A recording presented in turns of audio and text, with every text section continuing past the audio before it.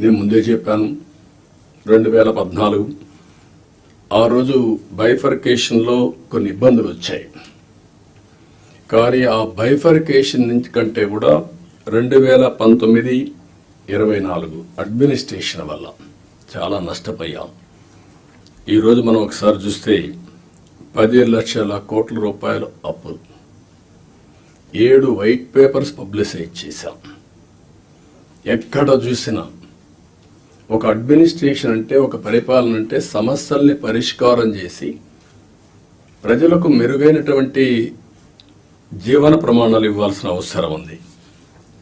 కానీ మొన్నే మీరు చూశారు ఎంత దారుణం అంటే, ఎక్కడికి పోయినా నేను పార్టీ ఆఫీస్కి వెళ్తే 3 గంటలు నాన్ స్టాపబుల్ పిటిషన్లు తీసుకుంటే ఒక 4,000 నుంచి 5,000 పిటిషన్లు వచ్చాయి. 5,000 పిటిషన్లో సగం పిటిషన్లు ల్యాండ్ రిలేటెడ్ ఇష్యూస్ వచ్చాయి. అంటే భూ సమస్యలే 50%. ఎవరు తప్పిది? ఎప్పుడు నా 14 సంవత్సరాల సర్వీస్లో కానీ ఇంత విధ్వంసం, ఇంత భూ కబ్జాలు, ఇంత 22A మిస్యూజ్ చేయడం ఎప్పుడు నేను చూడలేదు. ఇప్పుడు ఏ రికార్డు చూసినా సస్పిషన్తో చూసే పరిస్థితి వస్తూ ఉంది. అంతవరకు వెళ్ళిపోయే పరిస్థితి వచ్చింది. అందుకే ఫస్ట్ క్యాబినెట్లోనే మేము ఏదైతే ల్యాండ్ టైటిలింగ్ యాక్ట్ ఉందో దాన్ని రద్దు చేశాం. సర్వేను కూడా హోల్డ్లో పెట్టాం.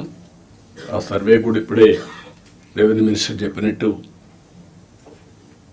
ఎవడు ఊహించినటువంటి సర్వే రాళ్ళు, దానికి కూడా Galaxy granite one of the best granite,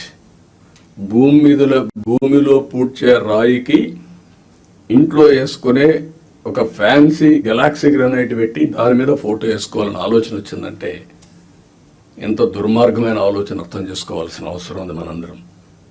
ఇది సివిలైజ్డ్ వరల్డ్ ఎవరు క్షమించరు. ఇవన్నీ అలాంటివి చేశారు. ఇంకొక పక్కన పట్టాదారు పాస్ పుస్తకాల్లో ఫోటోలు వేసుకోవడం. ఇట్ ఈజ్ ఏ గవర్నమెంట్, ఇది అథారిటీ. పట్టా ఇచ్చేది నేను ఇవ్వలా, ముఖ్యమంత్రిగా ఈరోజు ఉంటాను.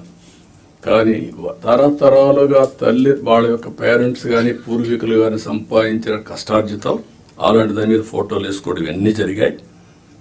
ఇవన్నీ కూడా నేను మిమ్మల్ని కోరేది ఒకటే కోరుతున్నా, అవన్నిటికీ ఫుల్ స్టాప్ పెట్టాల్సిన అవసరం ఉంది.